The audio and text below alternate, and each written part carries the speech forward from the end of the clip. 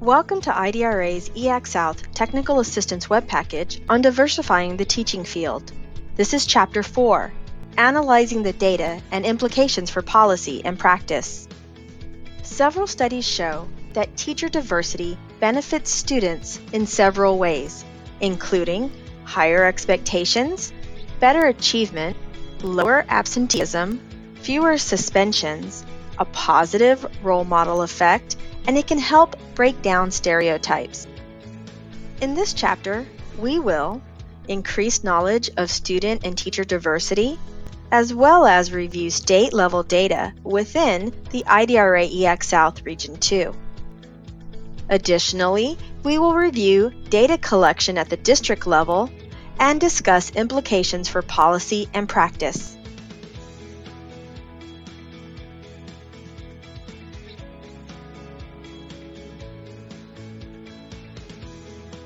When examining the diversity gap in 1987 for states in Federal Region 2, we can see that every state had much higher percentages of students of color than teachers of color. When we examine the data for 2011-2012, we see that the diversity gap remained high among most states.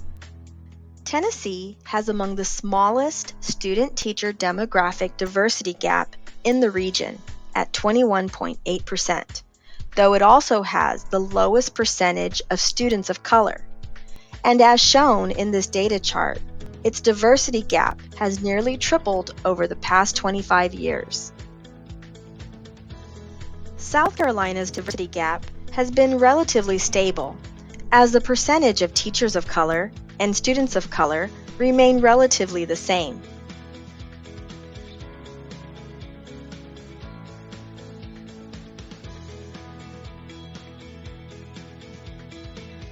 The diversity gap has increased in all IDRA EAC-South states. Between 1987 and 2011, South Carolina has the smallest increase at 1%, and Virginia has the largest percentage point increase at 179.4%. As we look at high school graduation rates, we begin to see how the diversity gap impacts the number of students of color in the educator pipeline. In the 2003-2004 school year, Hispanic, Native American, and Black students graduated at lower rates than their white and Asian counterparts. By 2011-2012, Hispanic, Black, and Native American students had higher graduation rates. However, there was still a considerable difference in graduation rates when compared to white and Asian students. If schools fail to graduate the largest segment of their students of color from high school, these students are statistically less likely to attend college or become teachers. States and school districts can and should monitor and analyze graduation data to look for trends over time. For example, when looking at state graduation rates of Mississippi in 2004, we can see that 80% of Asian Pacific Islanders and 67% of whites graduated, while students of color continue to struggle. In this chart, we see that only 58% of Black, 52% of Hispanic, and 32% of Native American students graduated from high school. When using 2012 data, we see that all ethnic and racial groups increased their graduation rates in Mississippi. Hispanics made the biggest gains, graduating at almost the same rate as Asian Pacific Islanders and white students, whereas Native American and Black students showed smaller gains. States and school districts should analyze their graduation rates to see if this first critical step of the teacher pipeline is impacted. The number and percent of students of color graduating with a bachelor's degree also impacts the teacher pipeline. When looking at data from 1980 to 1981, you can see a large disparity in the percentage of bachelor's degrees conferred to students of color. 89% of all bachelor's degrees in 1980-1981 were awarded to whites. The remaining 11% were earned by students of color.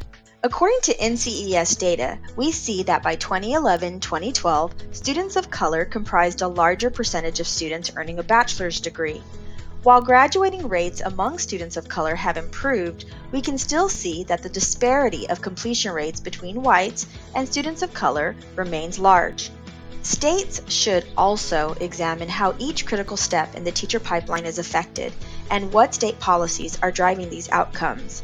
As you can see in this graphic from the U.S. Department of Education, diversity diminishes at each point in the educator pipeline, from post-secondary enrollment to college completion to teacher retention. This chart shows the percentage distribution of bachelor's degrees by major and by race ethnicities in both the 2000 and 2012 school years. We see that there are fewer students of all races and ethnicities pursuing education degrees. Consequently, the pool of students of color becomes even smaller, thus widening the gap in the percentage of bachelor's degrees conferred in education to teachers of color, and this does not change significantly over time. Overall, college students of all races are choosing not to major in education, despite the growing need for educators. We know from the research that teachers who are prepared through traditional teacher education programs facilitated through institutes of higher education tend to be more confident and have more clinical experience before graduating. This figure shows that white students are still the largest cohort most likely to graduate from a traditional collegiate teacher preparation program. The research also shows that there are a disproportionate number of teachers from alternative certification programs working in schools with higher populations of students designated with a lower socioeconomic status. Proactive states and school districts will want to know what they can do to improve the number of well-prepared teacher candidates as well as the diversity of that teacher candidate pool in their educator pipeline. Let's look at a few examples of how a district can collect and review district-level data to improve these metrics. We strongly recommend that schools and districts analyze their data across multiple indicators, including but not limited to date of hire, recruitment pathway, degree type or preparation program, certifying organization or institute of higher learning, as well as the candidate's ethnicity, race, and gender. Schools and districts can analyze their teacher data to determine which schools within their district have greater teacher diversity, as well as the preparation backgrounds of those teachers. Districts can also collect and review the patterns of hiring and retention at each campus over time, as shown in this chart.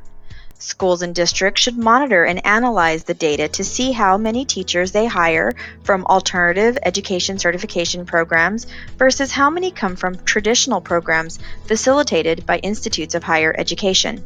Collecting this data will aid districts wanting to determine which campuses are hiring teachers from alternative certification programs, ultimately ensuring that campuses have a good ratio of alternative certification teachers and teachers certified through traditional collegiate teacher licensure programs at every campus. So now that we see the data for the diversity gap and know how schools and districts can analyze teacher diversity in their own settings, let's talk about how districts can attract and retain teachers of color.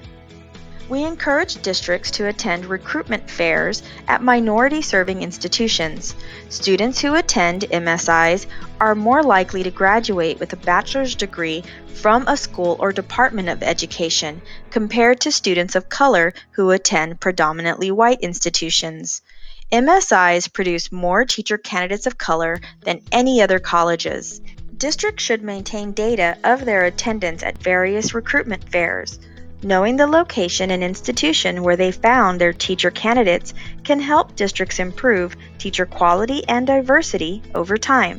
Districts should also collect data about their teachers as permitted by state and federal law. The data should then be disaggregated by race, ethnicity, type of teacher preparation program, and the name of the institution or program. To attract teachers of schools and districts can offer various types of incentives, including relocation incentives, tuition reimbursement, loan forgiveness, longevity rewards, and a strong mentoring program. Districts should maintain annual data about the allocation of these types of resources and the impact it is making. Schools and districts can use survey data to help retain teachers. Climate surveys are useful because they help teachers identify what they appreciate about their work environment, as well as the things that can be improved. This is a proactive approach. Exit surveys can be used to identify weaknesses. As John B. King Jr., former Secretary of Education, stated, Without question, when the majority of students in public schools are students of color, and only 18% of our teachers are teachers of color, we have an urgent need to act. By making conscientious teacher recruitment and retainment decisions, and by collecting and analyzing data to inform policy and practice, we can act. Thank you for watching, and please visit our website for more information and in-depth resources.